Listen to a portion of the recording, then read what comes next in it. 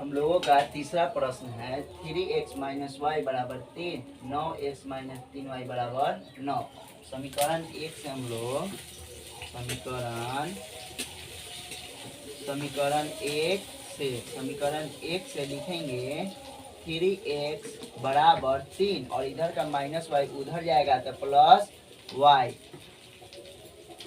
3 x के साथ गुना में है तो उधर चल जाएगा भाग में। इसको मान लेंगे समीकरण 3। समीकरण 2 में x का मान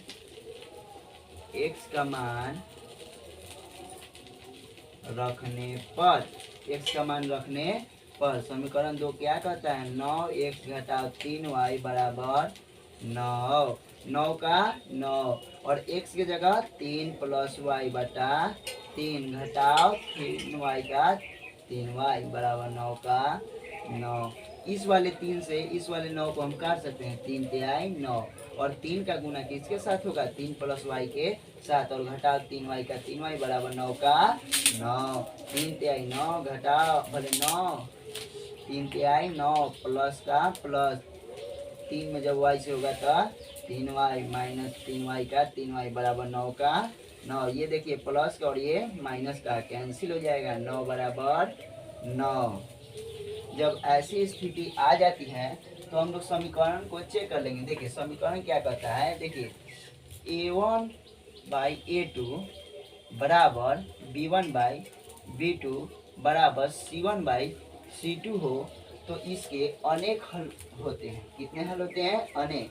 चेक करके देखिए है या नहीं। चेक करिए a1 कितना है 3, a2 कितना है 9 बराबर b1 कितना है -1 b2 कितना है -3 बराबर c1 कितना है -3 c2 कितना है -9 कितना है -9। इस स्थिति में 3 तिहाई 9 माइनस से माइनस देखिए 1/3 बराबर 1/3 तो हम कह सकते हैं कि यह समीकरण जो a1 बाई a2 बराबर b1 बाई b2 बराबर c1 बाई c2 के रूप का है, इसलिए इसके अनेक हल होंगे।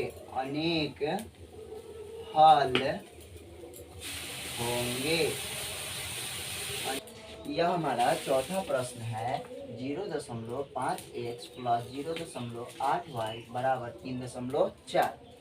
0.6x माइनस 0.3y बराबर 0.3। अब देखिए हमको दशमलव को हटाना है तो क्या करना होगा। देखिए दशमलव के बाद कितनी संख्या है 1, तो आप क्या कीजिएगा कि एक पर एक ही जीरो से गुना अगर कर दीजिएगा तो सभी में के दशमलव हट जाएंगे। उसी तरह से इसमें भी देखिए दशमलव के बाद कितने अंक है 1, तो आप क्या कीजिएगा कि एक पर एक जीरो रख कर गुना कर लीजिएगा तो इसके दशमलव हट जाएंगे। देखिए यानी कि समीकरण 1 और 2 में 10 से गुना करने पर तो 10 से गुना करेंगे तो 5x प्लस 8y बराबर 34। उसके बाद 6x माइनस 3y बराबर 3। यह हमारा समीकरण 1 है और यह हमारा समीकरण कितना है 2। समीकरण कितना है 2, मतलब 10 से गुना कर लिए हैं तो समीकरण 1 को ही तो किए हैं और उसी तरह से 2 को किए हैं। अब समीकरण अब क्या करेंगे कि समीकरण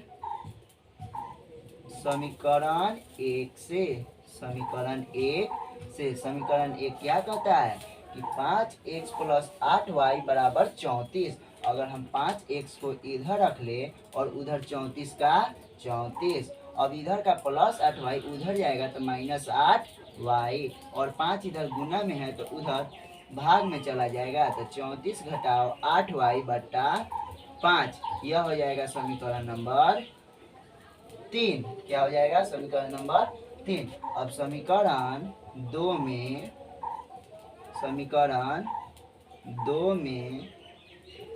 x का मान रखने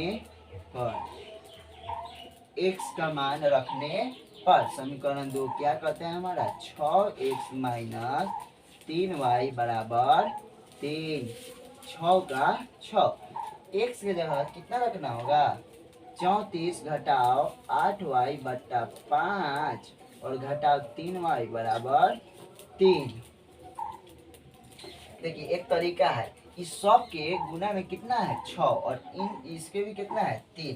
अगर यहाँ से अगर हम 3 ले लेंगे तो कितना बच जाएगा, यहाँ अगर हम 3 लेंगे तो यहाँ कितना हो जाएगा 2। कितना हो जाएगा 2 और यह 34 घटाओ 8y बट्टा 5 का 5 और घटाओ यहाँ से जब इस सब का ही हम लोग 3 ले लिए, कितना ले लिए 3, तो यहाँ कितना बच जाएगा y, कितना बच जाएगा y और बराबर में 3 का 3।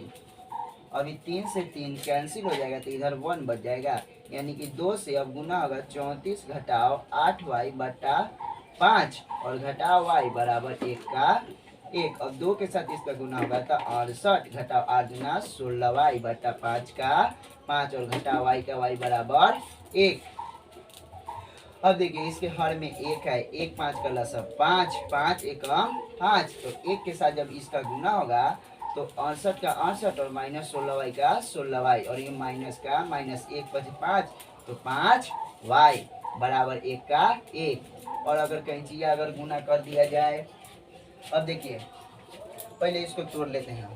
देखिए 68 का 68 माइनस 16y माइनस 5y यानी कि माइनस 21y बट्टा 5 का 5 बराबर 1 का 1, 1 का 1। अब अगर कहीं चीज़ गुना कर देंगे तो 1 के साथ इस सब का गुना हो जाएगा तो कितना हो जाएगा 68 घटाओ 21y बराबर 5 एकम 5। अब देखिए माइनस 21y का 21y बराबर का बराबर 5 का 5, इधर का प्लस 68 उधर जाएगा तो माइनस 68 माइनस 21y का 21y बराबर का बराबर और 5 में से 68 जाएगा तो कितना होगा 63। किसकी संख्या ज़्यादा है माइनस की, और माइनस से माइनस कैंसिल हो जाएगा तो y बराबर 63 और बाटा कितना हो जाएगा 21 और 21 से हम लोग भाग देंगे तो कितना से कटेगा 3 से, y बराबर 3। अब इस y का मान समीकरण 3 में भी रख सकते हैं, 2 में भी और 1 में भी, तो समीकरण 3 में ही रख देते हैं। समीकरण 3 में y का मान रखने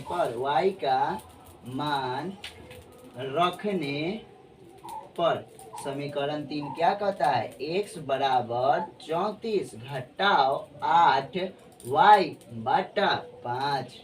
अब देखिए x का x 34 का 34 घटाओ का घटाओ 8 का 8 और y के 8 के साथ क्या है y, तो y का मान कितना है 3 और 5 का 5। अब देखिए x का x बराबर का बराबर 34 का 34 घटाओ का घटाओ 8 3 का 24 बट्टा 5 का 5 x बराबर, अब 34 में से 24 घटाएंगे तो कितना होगा 10 बट्टा 5 का 5, 5 दूना 10, x बराबर कितना आएगा 2, x बराबर कितना आएगा 2। तो आंसर हम लोगों का निकल कर आया x बराबर 2 y बराबर 3। अगले वीडियो में हम लोग 2 नंबर प्रश्न बनाएंगे।